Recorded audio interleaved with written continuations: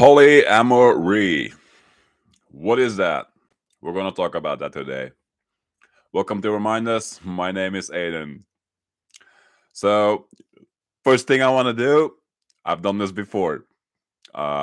Google polyamory, the practice of engaging in multiple romantic and typically sexual relationships with the consent of all the people involved. That last part, all the people involved, is incredibly important. The reason I want to make a video on what is polyamory is because, as I've mentioned before here and there, I have one dating app that I'll get on every now and then, usually because I'm bored and I'm just browsing through the profiles or whatnot and just reading what people are saying. And the other one is on a BDSM website. That's not really for dating for me. It is more of a diary kind of thing. Like I just post the things that I have done and have experienced for myself and with others. So yes, I consider that a bit of a diary. The reason I want to talk about polyamory is because I'm seeing that term more and more. Again, especially on dating sites. So I'm not assuming all of us are married. I'm not all assuming all of us are teenagers. Many of us are out there. We're lonely. We're bored. We want a partner. And what do? You go on dating sites. I mean, if you're confident enough, you go out in the real world and find somebody. Not a lot of us have that confidence. So, where do I want to start with polyamory? I think I'm going to start with the fact that I have been married twice, and it wasn't for a few months. It was uh, roughly 5 years for each marriage, I believe. And I don't think marriage is a bad thing. But as I've said before, around the age of 25, things started changing quite a bit in my brain. I started to realize life is not about living by the rules of whatever you're subscribing to. I mean, marriage would be one example, right? It's a set of rules. You're not going to cheat. You're going to look after one another in health and in non-health, sickness and health. Sorry, but not only that, I just felt very limited from life experiences that I wanted, and I knew my partner would not subscribe to, not go along with, not willing to hear me out or give it even a try. And again, that's a marriage. You have to be considerate about one another. You don't just walk over each other's feelings like they don't matter. Of course not. You're trying to make the marriage work obviously, but at age 25, I had done plenty of inward studying of myself, like what is life about. That's why I read this. Google, what it showed me here is sex with multiple people. Did I think that's what life is about? Not even close. As a matter of fact, to me, life is, I can sum it up really simple. Life is a whole bunch of experiences and nothing more. Not good, not bad, not sexual, not poor, not, rich, whatever. A bunch of experiences, period. And once I realized that, I also had a moment of, okay, what are some of the experiences that I really want to have throughout my life? And which ones of those can I do with my partner, my spouse? And many of those things could not necessarily be done in the marriage, even if we somehow agree to open the marriage with, two other partners. And I guess this is where the term swinger would come in. These are people that, swing to different partners literally, and then they come back home to their own partner, the person that they live with. I kind of like that idea quite a little bit already, but see, what happened around age 25 for me is I started getting more and more in tune with what is referred to as unconditional love. I became more and more spiritual. I became less and less judgmental. I didn't want to hurt anybody anymore. When relations end, one or both of you, or if it's an open relationship, many of you might have their feelings hurt and you sink into a depression. Like, I didn't like that. Like, anyone that's gotten in a relation and it was, firework style of a relationship, you know what that felt like when it was all over and done with. You were devastated, you were depressed, you didn't feel like really going out into the real world for a while. You just, became a robot. You just went to your job, if even that, did your job, came home, and wasted away on the couch or crying in your bed. I'm sure you have some idea of what I'm talking about here. So, other than swinger, the other thing that I come across is non-monogamist. I didn't look that term up, but I guess it kind of explains itself. Monogamy essentially mean you have one partner and that is it. It is not open for any other third parties or partner swapping, whatever. I think non-monogamous is kind of synonymous with polyamory, but for me personally, unconditional love started really being, I really cared for everybody that I came in contact with. And no, I'm not saying, wow, I really care about you. We should get in bed and have sex. No, not that way at all. But I am also demisexual and a sapiophile. Intelligence is a turn on for me. Again, not necessarily in a sexual way, and at the same time, yes, it over time that will become a sexual feeling for me. Like, your mind prickles my attention in a sexual way. And no, we are not talking about pornographic scenes. We're just having very, open talks about ideas, about anything on earth, like anything we can come up with. If these ideas are really good and we can talk on them for hours, my God, that is something I truly enjoy. So after my last, excuse me, after my last marriage, which I think ended about 4 years ago. My daughter was 2 at the time, so she's 6 now. I decided to not get in any relation for a while. I just wanted to really be alone. I'm not saying miserable and alone. No, just alone. I really wanted to get a grasp on myself, know what I value without somebody else being around me dictating what we should be doing today, what we should be eating. I know these are all just normal things, but I just wanted to have some real me time. And I think that lasted me a good 6 months. And I mean, that's a long time, especially, I was in my early 30s.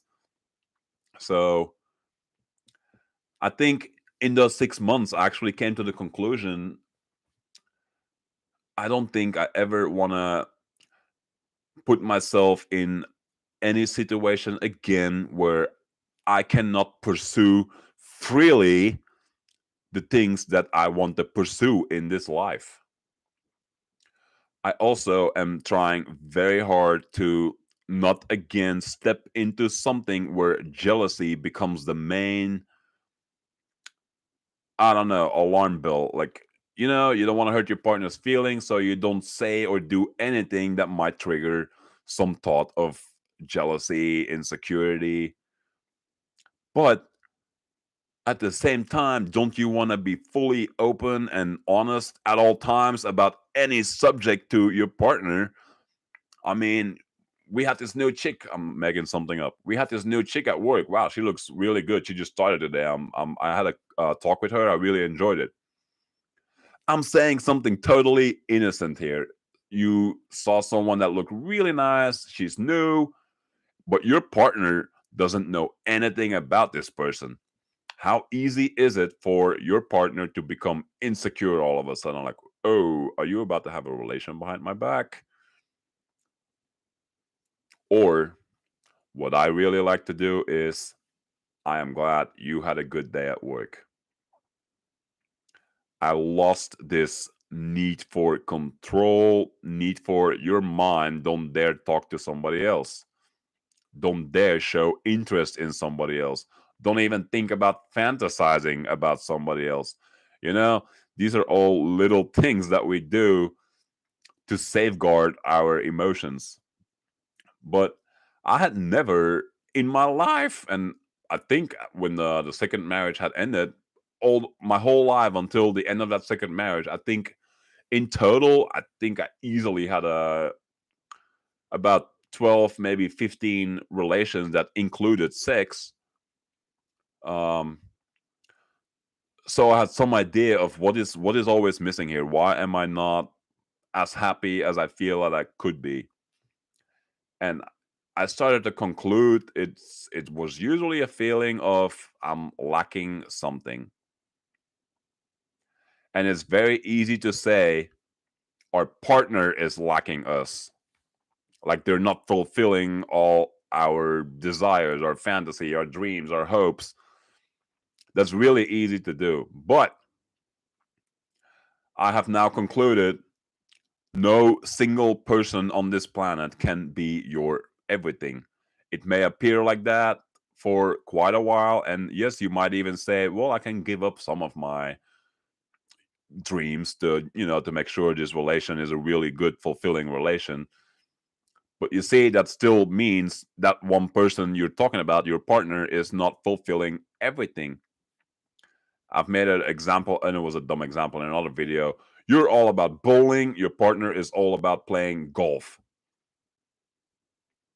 If she doesn't want to go to bowling with you and you don't want to go to golf with her, or vice versa,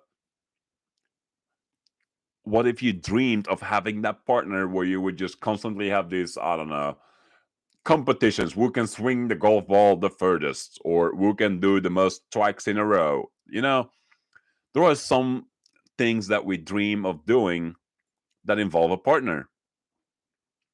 And yes, I had these dreams too.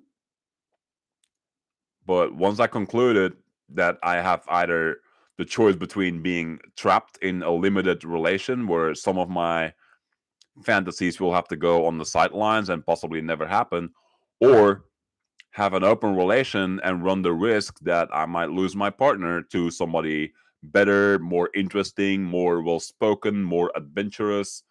You know, that's insecurity at work here.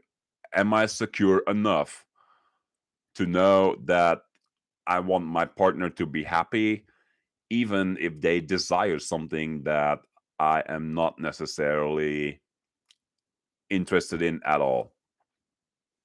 Since polyamory implies sex, I'll give you a silly example. I have, I don't want to say zero interest, but let's just say for the sake of this, I have very little interest in threesomes or even more than three people. And what if you have a partner that really wants to have a threesome? Like, that's not unheard of. There is plenty of people that want to experience that. I am now giving my partners that freedom to have experiences, even if they are sexual in nature, with other people. And yes, I even let them come home and tell me all about the experience, how amazing it was, how much fun they had, everything about it. And this sounds strange, right? I am not jealous when I'm hearing these stories. I genuinely have a feeling of, I am so happy that you are happy. If this would have happened, say 15 years ago, in my very early 20s or my late teens, excuse me, I would have had a totally different reaction. Like, oh, somebody else made you happy, so I'm not good enough. That's probably the mindset I would have had back then. But something changed for me, and it changed permanently, and it falls under unconditional love. Also, unconditional caring. I care about you no matter what. I care about you even when we don't get along, even when we just had a shouting contest, even if you come home and you spoke about someone else you just had sex with. I still care about you and I still love you. But is that the same as polyamory? See, that's where there is a little bit of a gray line, I suppose. I can't say unconditional love and polyamory are the same thing because, again, unconditional love does not imply it must include sex. Whereas for me, it is more of a I want the option to be there, if that makes sense. Like I said, if I have a very, very good conversation and I vibe really well with a person, yes, I'm going to have a feeling of intimacy towards that person too. How great would it be if you could just act on that feeling without having to, oh my god, I'm married, oh my god, she can't know, oh man, I don't want to get divorced and I don't want to get in trouble, like what do I do now? Again, resent that you cannot do this or accept that there are other ways of doing relations. So I chose for the latter. I felt there had to be a different way to do relationships. And since most dating sites don't list unconditional love as a term for dating, I usually post polyamorous, which is fine because, yes, there are times where I have multiple sex partners. And I just told you I am not interested in threesomes. So, how does that work for me? I tend to prefer people that are independent and very self sufficient and very secure with themselves. Like, they've gone through all the phases of jealousy. They know what it is. They got a very good grip on themselves. They keep themselves in check really well. I like people that have a busy life and like once a month or maybe twice a month, we get to have our time where we have our 8 hours of a relationship where we're very close, very intimate. And once that's over, you go back home to your family, your job, your hobbies, almost as if I don't exist. That is what I was actually more or less leaning towards. And I'm going to be honest here. I think it's funny. I just did a video on addictions. I think I might also somewhat have an addiction to getting to know new people. And no, I'm not even talking about getting to know them for sex. No, I crave hearing the minds of people if they're the right kind of minds. Like if you're always insecure, jealous, and always nagging about your parents, your friends, your family. That's not the kind of conversation I'm talking about here. I'm really speaking your views on life. What is life about to you? Like how have you come to terms with things that you struggle with? You see, we're not talking people here. We're talking philosophy, psychology. Like there was a TV show I think called Change My Mind. You're basically speaking in a way to see if what you have to say is of value to somebody else. Or the other way around is what the person is saying maybe of value to me. Could I change my mind about something I thought my mind was completely made up about? So you see, it's often, I mean, these conversations don't happen often to me. And when they do, yes, I'm honest here. I tend to get a emotional feeling towards such a person. And no, I don't always act on it. But if there is a very good vibe, I'm also very spiritual. I must feel an energetic connection. I don't even know how to explain that. Sorry, things keep popping up on my screen here. I must vibe well with a person also. I cannot just have really good conversation. There must be it's kind of several things have to line up, and that is rare, but when it happens, like I said, I just want to have that freedom to act on it without having to resent my actions later, essentially. And I don't even hide it from these people. If that were to happen and I'm having a very good talk with somebody, I never say, oh yeah, I'm single, we can go, let's get a hotel and have our couple of hours of fun here. No, I'm very open and honest because I don't believe in hiding things to spare each other's feelings. Even omitting them, like yeah, we can go to a hotel and not even mention that I have another partner or partners, plural.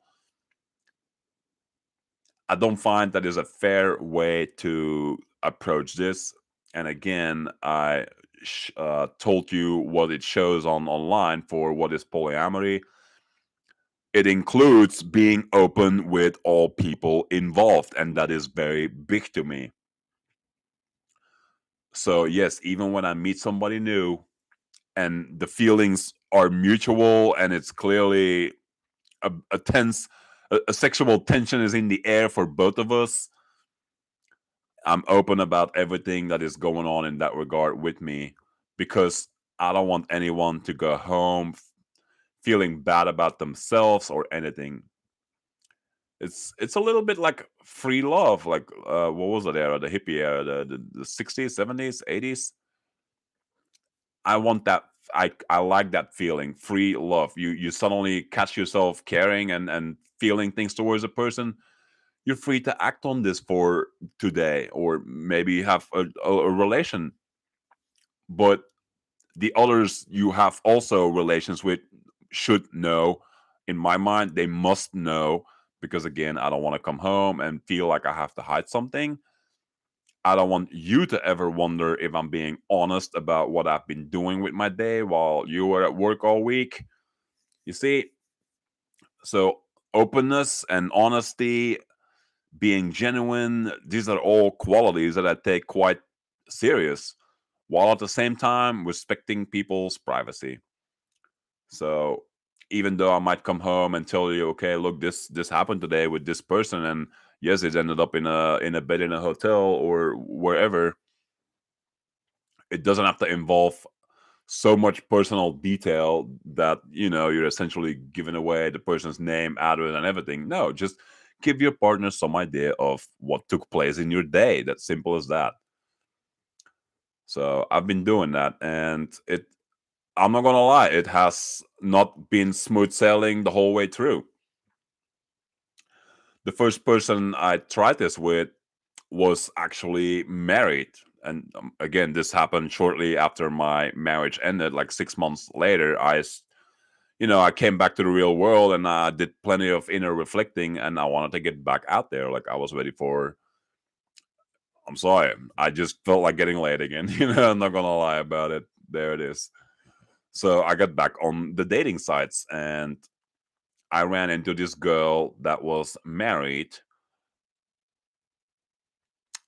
But at the time, she didn't tell me it was a monogamous marriage. She made it more sound like she could hang out with people, and the husband was fine with that. I didn't make anything out of it. And yes, this went as far as, you should come home to me and meet my husband. And that's when I started noticing that this marriage seemed to be more of two roommates living together. And yeah, it was not until a couple of weeks later that I actually learned from this girl that this marriage had actually already run its course. She had expressed she wanted an open marriage. He had expressed an absolute resounding no, not gonna happen. But I was informed really late about that part. So that's how that began. So, rough start right there, right? But I went through it. Like I said, I had been alone for 6 months. I wanted company in my life again. And I quickly realized this person became incredibly clingy towards me, and I'm not complaining about this person, because that person is still in my life, as a matter of fact, and I still care about her dearly. But it was suffocating me. After a few months, it became very suffocating, and I became louder and louder about my voice towards polyamory. I said, "Look, I need to live openly. Like I can't just tie myself down to one person again, as in a monogamous thing." And fun fact here, this person, when she met me, was married and had asked for an open relation, and it was declined essentially by her partner. And now she is with me, and now she's kind of insisting monogamy because things were so great for us. Let's not mess with this. But I had done plenty of inner reflecting. I knew I needed the openness. I cannot feel anymore like I'm imprisoned ever again. And I know it's a mental prison. You're not literally in prison, but When I'm interacting with people on the street, I want to always feel like I can be myself, not just, God, I have a partner. I got to watch what I'm saying here. You see? So I made that loud and clear to this girl, and it quickly became a bit of a struggle because she wanted me all to herself. And, I can respect that when people enjoy my company that much, they want me all to themselves. But I want to be helpful to everybody that I come across. And again, sometimes really good conversations come out of that, and I start feeling things towards other people. I don't think that's an evil thing. I don't think you should break up with your partner because, well, this is the next thing I'm interested in. Well, no, I care about everything that comes in my life. I'm sorry, everyone that comes in my life. But that was a bit of a hard pill to swallow for that person. And I didn't say, look, this you're too clingy, you're suffocating me, get out. I didn't do that. I respected the relation still. But, she started dating again too. I mean, we both were dating while in a relation essentially. And she ended up in a monogamous relation again, funny enough.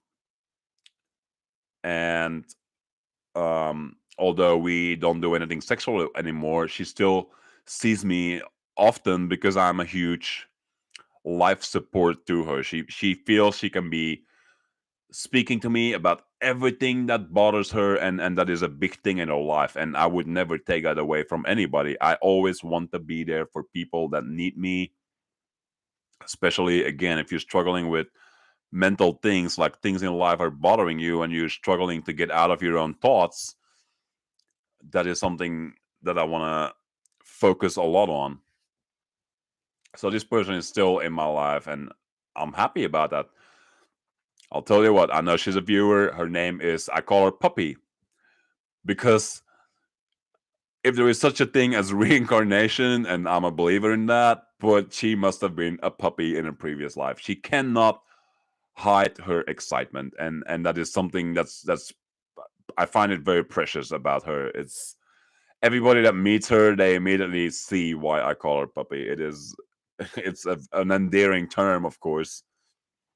But yes, I went on dating more people, and I've already told you guys I am also on a BDSM dating website, and there I'm not necessarily looking for relations. I'm more looking for life experiences. There are some things that I enjoy doing in the BDSM lifestyle, and again, not one person can fulfill all these kinks. Yes, there are many people in the BDSM lifestyle that they want to explore everything, or if they have explored it already, they will do many things. Versus some people are very, I don't want to say narrow-minded, just they're only interested in a few aspects of a large concept, and that's fine too. Again, if you enjoy the freedom to want to get to do all the experiences you want in your life, I thought this was the solution for me. I'm still to this day not 100% sure if poly is actually what I was looking for.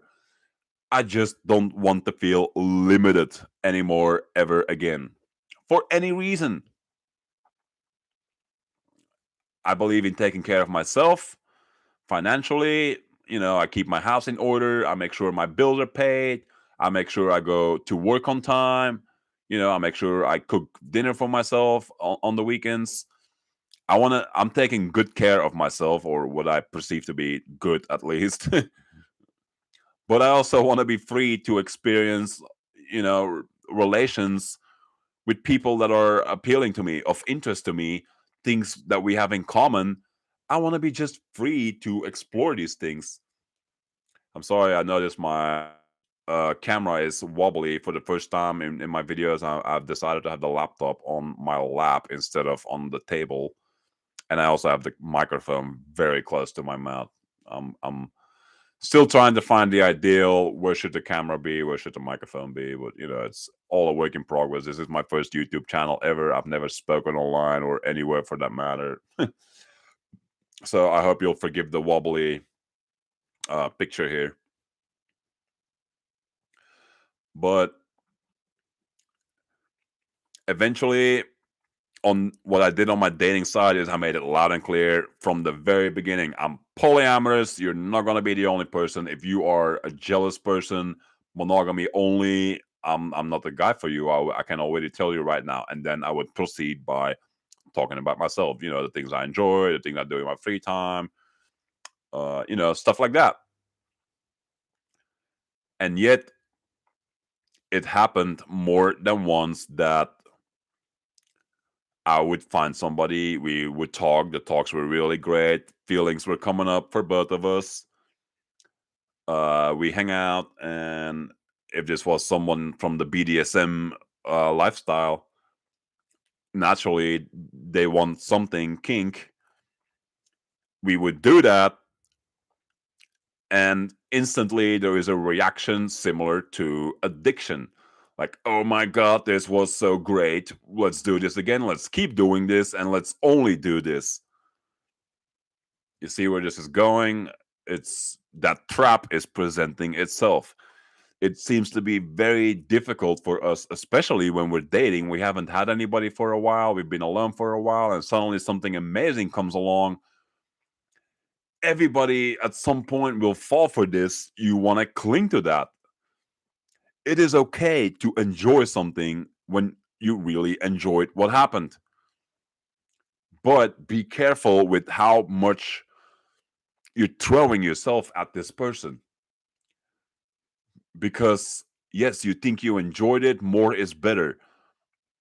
But this is a metaphor that I use quite a bit is if you make all your happiness entirely depend on me, you are by default making me a crutch. Now, what does a crutch do? It has to stay underneath you or you fall over. And I'm not speaking here as in underneath you, as in I'm the submissive here. No, I really mean you're going to lean your sense of happiness on my ability to do that for you. Like I have to do things constantly to maintain your level of happiness. That is something that I've been struggling with. I believe in life experiences, and I keep saying good and bad doesn't matter, but I believe in. I'll tell you what the line is on one of my dating profiles. It literally says there is enough crap in everybody's life. I am here to counteract it. So you see, by default, I am wanting to give you a good experience. As long as I know what you're into, how you want it to be all done and dealt with. Once I know that, and when we both can agree on how we're gonna do it, when, where, how, let's go for it. There you go. You have set yourself up for a live experience. You both well informed on what you both are trying to get out of this. And if you both agree on it, the door is open. Come on over, and we are going to do this experience just the way you hope it would be in your fantasy. Or, if you already are in the BDSM community, you already know that sometimes you're just going to crave a good flogging, a good, beating. And believe me, yes, I list myself as a sadist, but I'm not a senseless sadist. This I need to hear from you that you just don't want to get beaten up for the sake of being beaten up. I need to know you mentally need this. And I need you to know that I'm going to stop at the point that you say it is enough. Like, I'm not going to be the sadist that's just like, I'm going to inflict pain as much as I can. No. I know there's plenty of people out there that cannot get their emotions out unless it is almost forced upon them. And that sounds very negative and it's coming out bad. I can hear that myself. Some people cannot let their emotions out unless there is a catalyst. You know what? I like that term way better. Some people need a catalyst to let their emotions out. My girlfriend right now is such a person. When she gets a flogging on the back of her shoulders, like the shoulder blade area, her emotions come loose. She is not crying because I'm hurting her. She's crying because emotions just come out of nowhere and she's letting them out. That is something that I actually seek the most with the BDSM experiences that I give other people. This is not just about you, oh, I want to know what a beating feels like. No, this needs to have real meaning for you. Because, again, I don't want to get in legal trouble. Like, this guy beat me up, get him. No, that is not why I'm here. I don't want to get in legal trouble ever for any reason, not just when it's, relations gone bad, especially with BDSM. I mean, there's plenty of room for that. As a matter of fact, submissives are always very scared and nervous and distrusting because let's face it, yes, as a submissive, you are putting yourself open to being restrained and essentially getting abused against your will. Once you're restrained, how much can you still do at this point? I'm not interested in that at all. I'm all about consent. And that's a big thing for me. We have to sit down and talk. Even if it's not face to face, there must be some agreements that we know about what we're getting into. And yes, I respect the safe word at all times. Even if I'm very into what is going on, the minute you say I'm no longer comfortable, I know it is over for me too. I respect that, and that is apparently very hard to find in the BDSM community. So I was saying a lot of submissives are afraid of trying the things that they want to experience because they fear that one thing. They fear it is going to turn out them getting abused. Everything's going to get out of control. And now they had a really bad experience and they might actually never try their fantasy, their BDSM thing ever again. That makes me so sad. And believe me, I've heard stories from people that I know in my own life where that has happened. And what can I do? Nothing really. It has happened. And if you are distrusting now of the entire BDSM community, I cannot blame you for that. But I want you to know not all of us are out there just to hurt others, literally. I, for one, am not. I really feel and do BDSM as an as an I'm your outlet essentially. You need something, you crave something. I'm trying to be the outlet that is safe, mutual consent, no further than you want it to go. Since we're on that subject of BDSM, a lot of submissives actually believe that the dominant gets to do whatever he wants to his submissive, even if they do not enjoy it. You know what? I'm going to tell you right now that is flat out bullshit. For all of you that are considering giving submission a try, even if it's not with me, that's not the point here. You need to understand that you have the same, if not more power than a dominant. How? What are you talking about? Your safe word is your power. And here is why I think it is very important that you know what kind of a dominant you're messing with. If you cannot verify anything about this person, consider that a red flag. I know everybody has to start somewhere, and some people are just there with zero experience. But that's fine. Just be very open and clear. I mean, loud and clear about what are your limits. You see, I've heard so many stories of people that gave it a try. It turned out to be a total disaster, and now they give up on it altogether, and that makes me so sad. Excuse me. I, for myself, I know BDSM is something that I really enjoy, and no, not daily, sometimes not even weekly. It's like, I don't know, going out for ice cream. It's when you crave it, you just crave it, okay, and you want to go and get that. BDSM is kind of like that for me. It's one of these cravings. When they come up, they come up. I know from other people in the past that they have a life where they are always in control. Like, they're a parent, and at home everything falls on them. They got to take care of the kids, make sure everybody is taken care of food wise, cook dinner, make sure everybody has their clean laundry. Then they go to work, they're a manager, they're the boss, again in charge of everybody. These people want the outlet of submission to just give up control for once. They want to feel like they can just let go and give the control to somebody else for just an hour, a few hours, But I'm trying to give you some examples. BDSM isn't just dominant submissives. There is actually reasoning behind the role each person plays.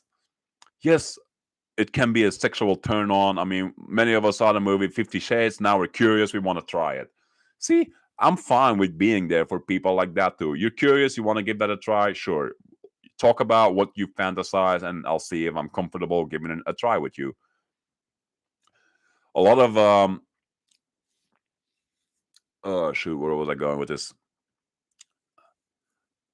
Right. A lot of submissives think that they're the only ones that need to have some form of verification. Am I going to be safe with this dominant?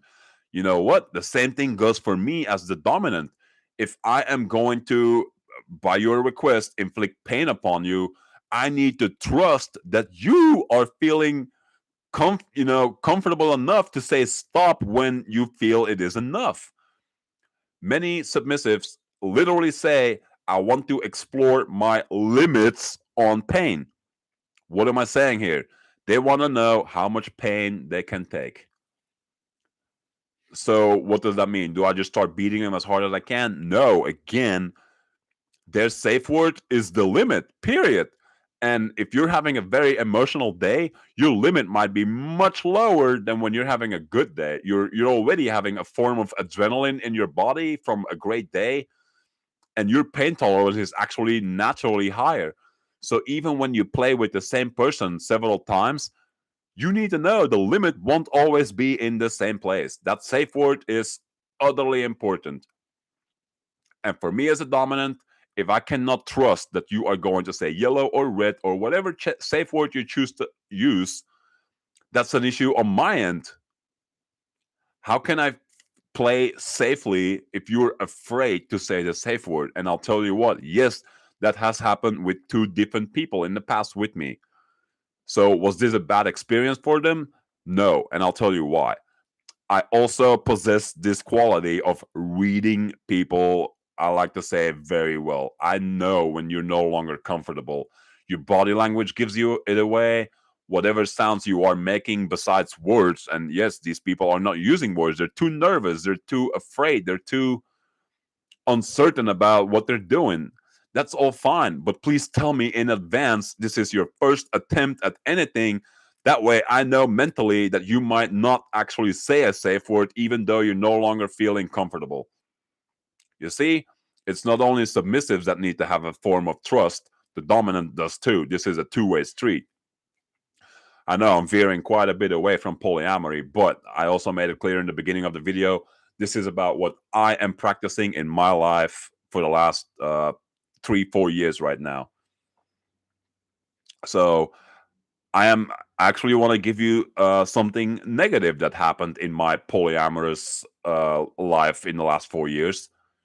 Again, I don't want to talk bad about people. I am simply showing you, as amazing as it sounds, as having multiple sex partners, not everything is, green grass, sunshine, and rainbows, people. I've been with one partner now for, I believe in October, we're about to hit 2 years. And Puppy, the girl I talked to you about earlier, she has been in and out of here. Again, nothing sexual, Mr. Boyfriend, if you're listening. I take your monogamous relation with her very serious. But Puppy is always welcome here to vent about anything she wants to vent on. I mean, I know she's looking for a job lately, and that's a struggle for her. She's a person with a lot of anxiety, and life is difficult for her because of that. Every time she wants to try something, she knows she needs to do something. It's a huge mental struggle for her to get over that. And I know she comes to me for advice. And even if I can't give the advice, just being in my presence is a huge comfort to her. So you see, I care about all the people that I have known in my life, even if the sexual part has come to an end. I still care about you unconditionally. I don't care about you as long as we can have sex. No, I care about you no matter what. Even if you come home one day and you come to me to insult me about everything I may have said in our lives together that you didn't like, I still care about you at the end of the day. That's I'm not being extra nice here. That is really truly how I feel. I know people feel certain ways, and some of those might be towards me. I accept that. And I don't even take that personal. Yes, it is about me. Obviously, it is personal, but I'm not gonna yell back. I'm not gonna utter frustrations that I don't have. Again, I'm at peace with life is just a bunch of experiences. I no longer label them good or bad. I just enjoy what is happening in the moment. And when that moment is over, carry on with my day instead of dwelling on X, Y, and Z. So yes, I have been in a relation now with somebody since October. I mean, in October, excuse me, it'll be 2 years or 3 years. We are both actually unsure how long this has been going, which is a bit humoring because the fact that we both lost track of time, how long it's been going, it just shows we're both having a good time. We're both enjoying this. We're not really, if you're counting life by the minutes, it's almost like you're not enjoying it because you remember when you were a kid in school, you would watch the clock like 5 more minutes until it's over, and then at some point you could swear the clock actually ticked backwards a minute, like oh, still 6 minutes to go. If a whole day goes by without you even looking at the clock, you know you had a good day. Anyway, back to this relation. So yes, it's I've been in this relation with this person, and um, I allow her to experience anything she wants with other people too, and it's been working great for us. But last summer, another girl joined in, and she thought she could do this. That girl really thought she could do the whole polyamory thing. She would be fine with the other woman. As a matter of fact, that's another thing. These girls both have a bisexual, let's call it curiosity. I was gonna say tendency, but that means you already have gone there. It's let's call it curiosity. And I thought, that's great. So these girls could play together too if they so desired. And for a few weeks and even months, things were going good until this new person suddenly had a very dramatic emotional turnaround. As in, the jealousy started popping out of her very often and louder as the days and weeks went by. At this point, I actually had allowed this person to move into my house. I had even bought a car so she could drive Uber and Lyft and make some money on the side. Not for me, just money that she could spend however she wished, as long as the car was being paid for. I felt I was trying to help this person out because she was in a stalemate point in her life. She was needing a place to go to, and I actually liked her as a person too, and I still do. So I offered her a place in my house, a place in my life, and yes, a place in this poly life that I'm living. And like I said, for a while it went fine until she tried to, what I keep terming, take over the castle. She tried to be on top of the chain, make sure everybody else was below her. All the time was spent primarily with her and secondary everybody else. Mind you, she came here after the person I'm still in a relation with. So that was a new thing to me. Somebody coming into this completely open to the idea of polyamory. And I should have realized, I think many of us are open to the idea of polyamory, but once it's all in the real world, we quickly realize we are still jealous people, we are still controlling people, and we were not as ready as we thought we were. I think that is kind of what happened here. And Believe me, plenty of yelling and shouting was done towards me by this particular person. I don't hate her for it. As a matter of fact, I accept that she gave this a genuine try, and things just didn't turn out the way she thought they would turn out. Um, so she left this relation, but that was a very difficult moment right there, because until then I had never encountered somebody that was so aggressive in wanting to be in a certain spot in the relation. Like I said, queen of the house, take over the castle. That's really what this person was trying to push on all of us, not just me, but the other women that were still in my life too. And that made me incredibly uncomfortable. So, sorry to say, that person, took her losses and moved back elsewhere. But I still, believe it or not, care about that person. I cannot hate anybody anymore. And I know the other people that were somewhat witness to this whole ordeal are probably gonna go like, how can you say that? Like, how can you still say you care about this person? Because it's true. Unconditional love for me is not, I'm gonna care and love you until you start yelling at me, until you start cursing at me, until you break a glass of mine, until you stop doing the laundry. No, I care about all life, whether it is in my immediate personal environment or strangers out in the world that I have never met yet. I care about all life unconditionally. So, on another note on unconditional love here, when I say I care about all life, or I love all life, I should say, unconditionally, I'll give you a silly example. Put a spider near me, I'm not so happy all of a sudden, I'm not going to scream like a girl and run out of the room. No, I will try and scoop that spider up and take them outside. But, some living creatures still induce a short moment of, what was that? Snakes are probably another thing. If they're in a glass box and whatnot, I'm fine. You know what I mean? So if it spooks me, suddenly I have this short 5-second thought of like, wait, am I not just supposed to be unconditionally loving anything? Why is this spider spooking me? We still have some survival instinct mechanism that will still overtake that unconditional love for a moment here and there. But I become more and more aware. I no longer just go, yeah, that I want in my life, that God, no.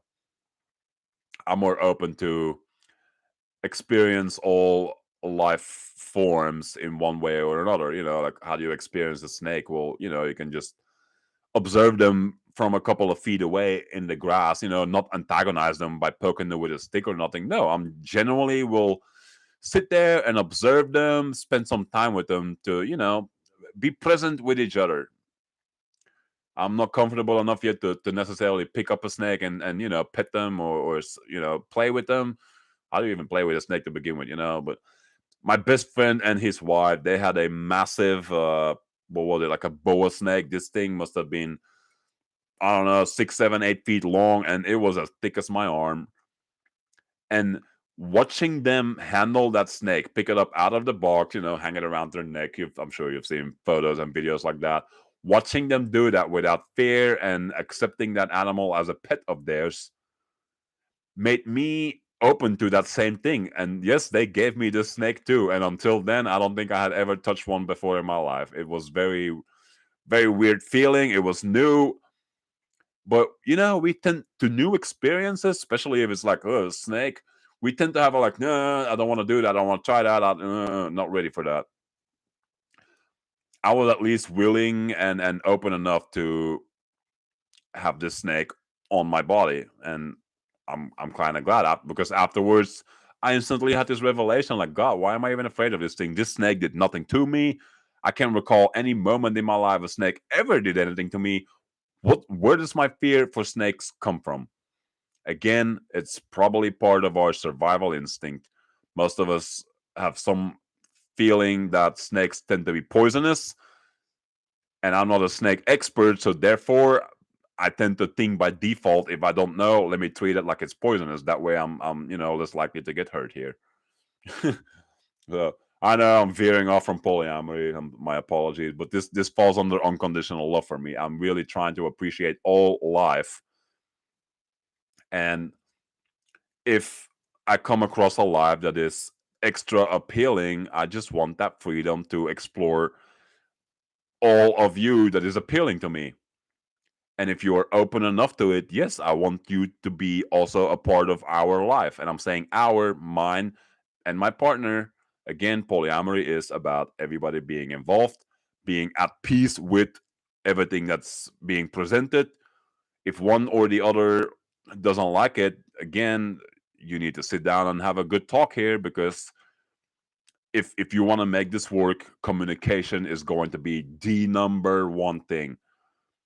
Don't expect everyone to just go along like, oh, Polly was supposed to be just open about everything and that's fine, I can carry on. No, you need to still be considerate, almost like as if it were monogamous. Still be considerate of your partners. If someone expresses concern, you need to sit there and listen and give this concern some validity and time to openly talk about that. So something else happened actually just last weekend. I ended up chatting with someone on a dating site for less than 1 day, and I'm a very intuitive person. If I tend to feel an energy from a person even through text, I can't really describe that right now, and I intend to make videos about that in the future. Something about intuition, you know, the vibe. It's, I don't know why I don't like that word, vibing, but intuition is huge for me. I'm going to feel people from a distance that I've never met the minute communication begins, and that's just happened to happen last at the end of the week, I think, like Friday or Saturday. I got that feeling very rapidly, like, whoa, I'm feeling things. I'm having a great talk with this person. We decided to meet the next day. Like, I love that when people are that open and secure with themselves, that they're like, oh, well, I need to know you for a couple of months first before I'm willing to meet you. Like, why are you even dating? Aren't you dating to meet people? Like, something is really broken in the dating world. I'm sorry to say it. That's just how I feel about it.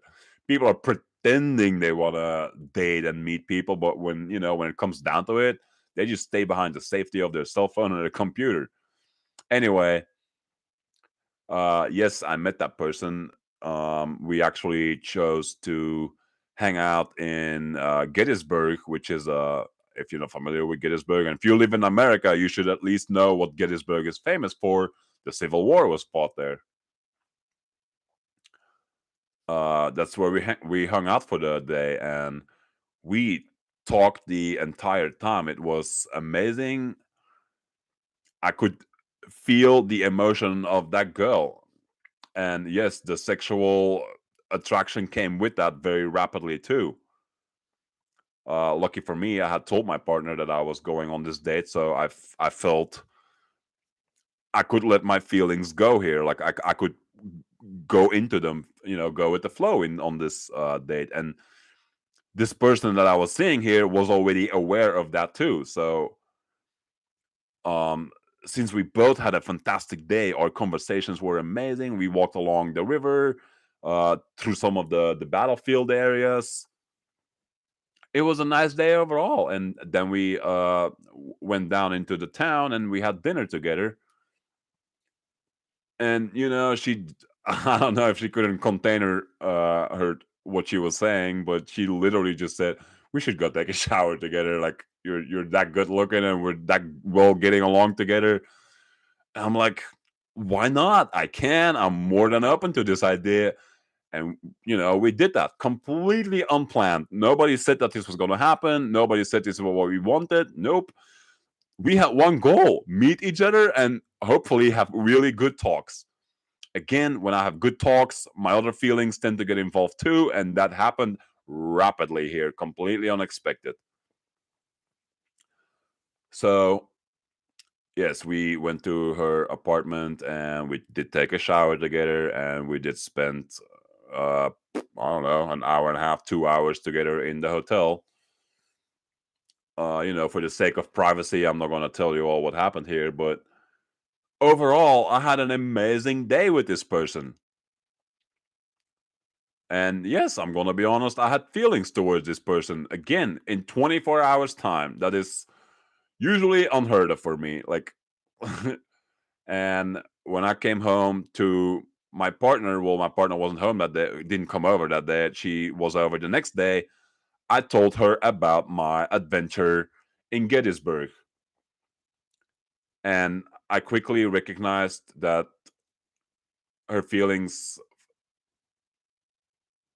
were hurt in a way. Like, she felt like as if I had not betrayed her or nothing. She just it felt like I was giving her a feeling of she's not good enough and this person is so much better. And I understand that. Yes, I had an amazing day with this person, and now I'm expressing that.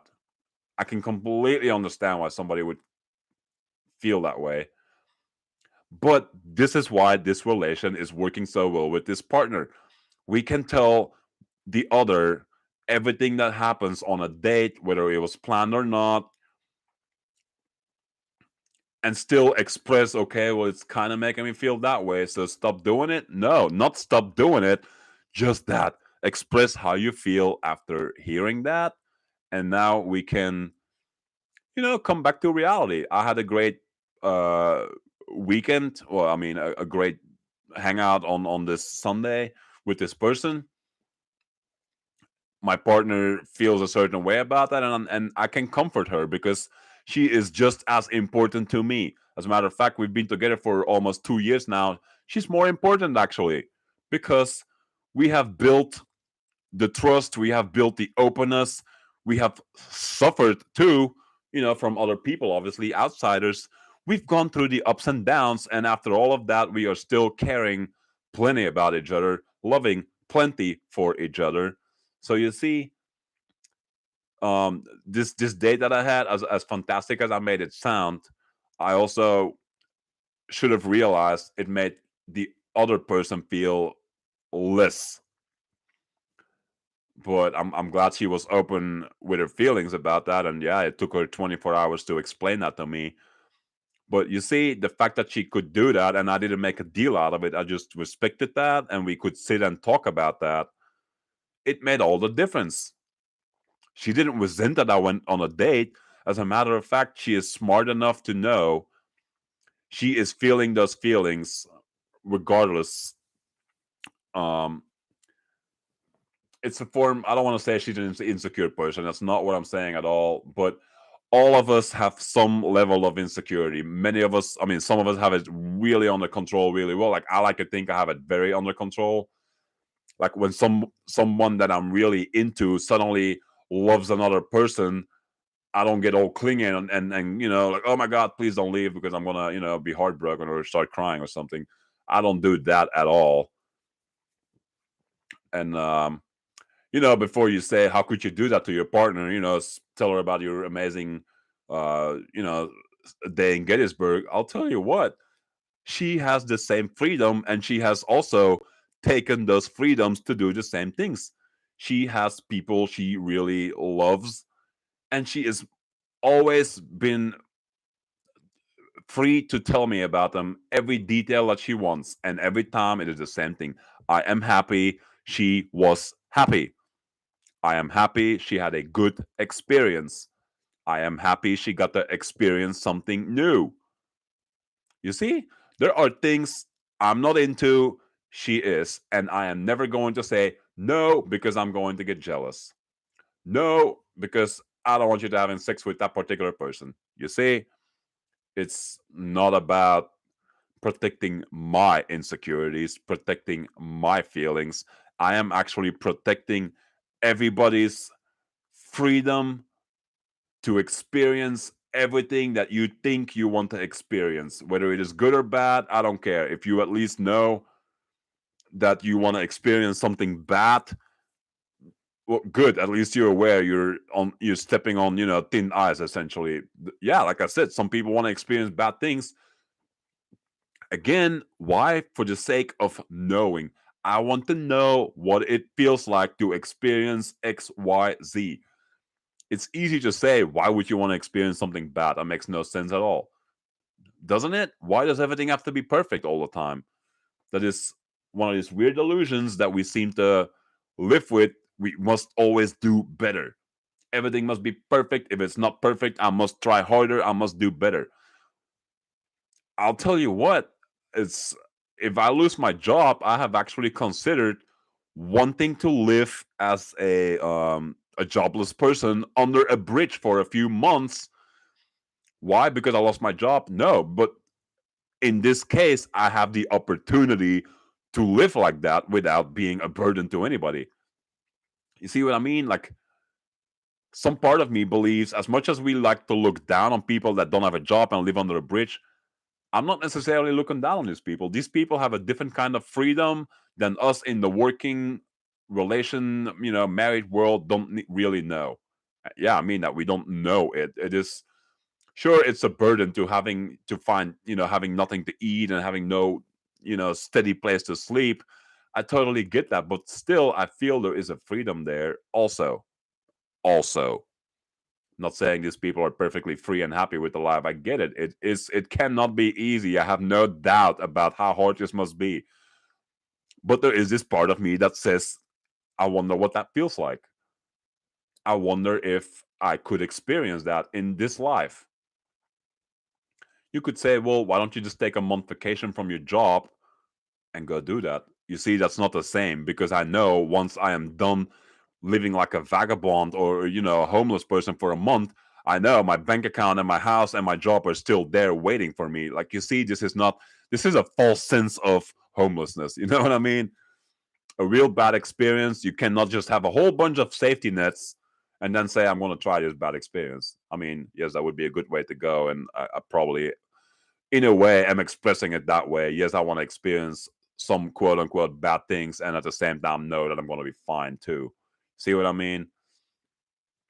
But yes, like I said, I am practicing polyamory slash unconditional love.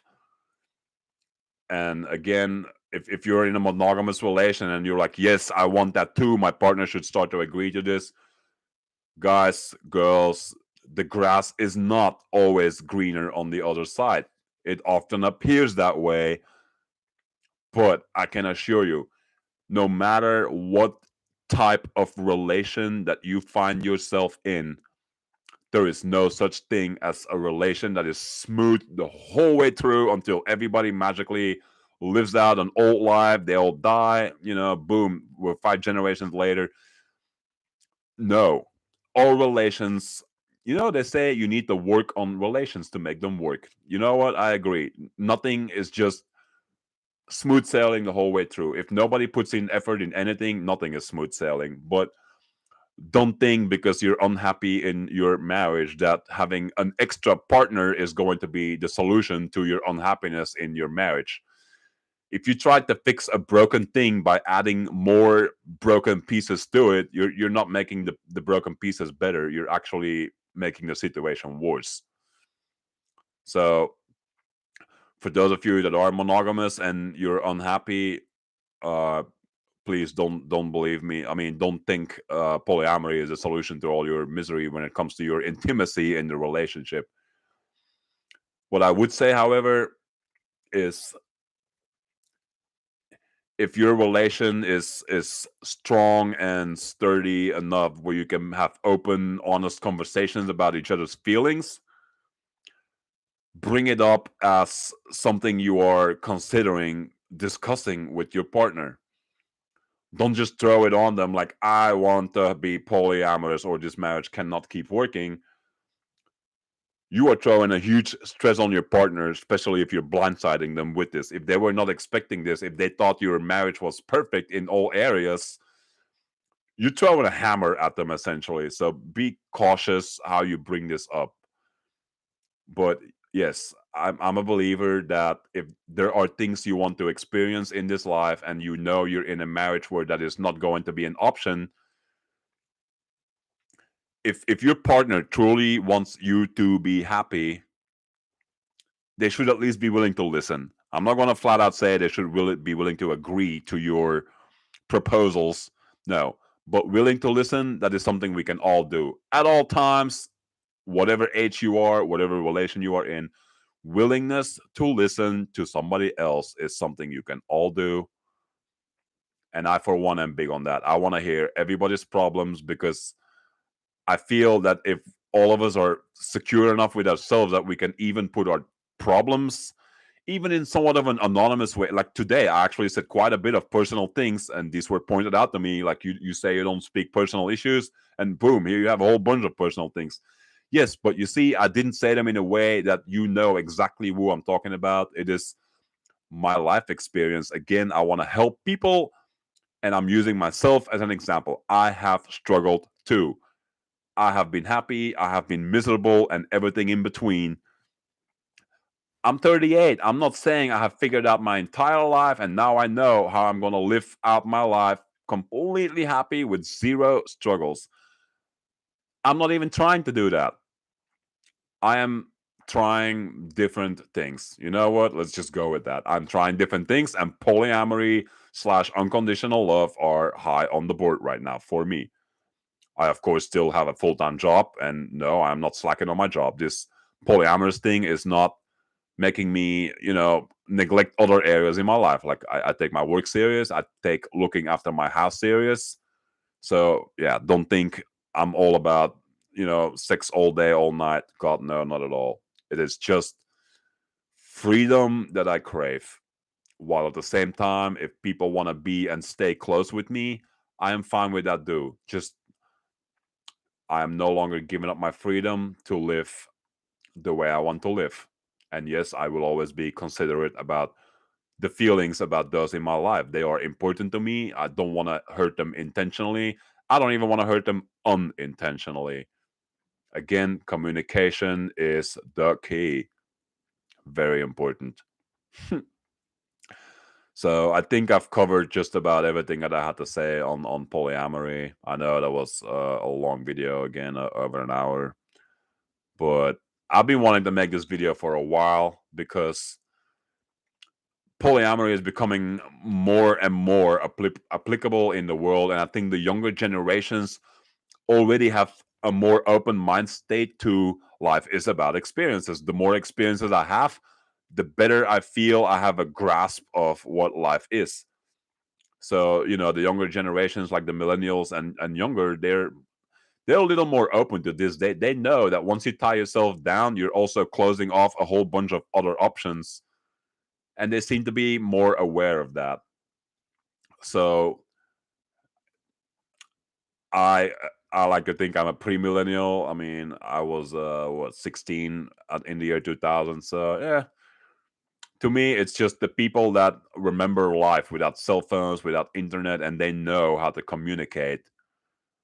That is something that's becoming hard to find nowadays. People that know how to have a conversation face to face without just going, yeah, no, sometimes, maybe. There are people that reply like that to everything you say. My goodness, I don't know how to have a conversation with that either. Yes, I will ask you 10 questions maybe, but if you are still not, adding to the conversation after that, I'm losing interest rapidly too. There's only so much carrying that I want to do. I like some mutual conversation, you see. So that was my polyamory video. If you have questions or suggestions, or you've tried polyamory, it didn't work out at all, feel free to leave something in the comments. Maybe we can but learn something new from our experiences. Um, please subscribe. I'm really trying to get over 1,000 subscribers. That's my goal for now, and after that, I'm sure I will raise the bar even higher. And comment on the videos, and I will hope to see you all again very soon. I hope you enjoy the rest of your day.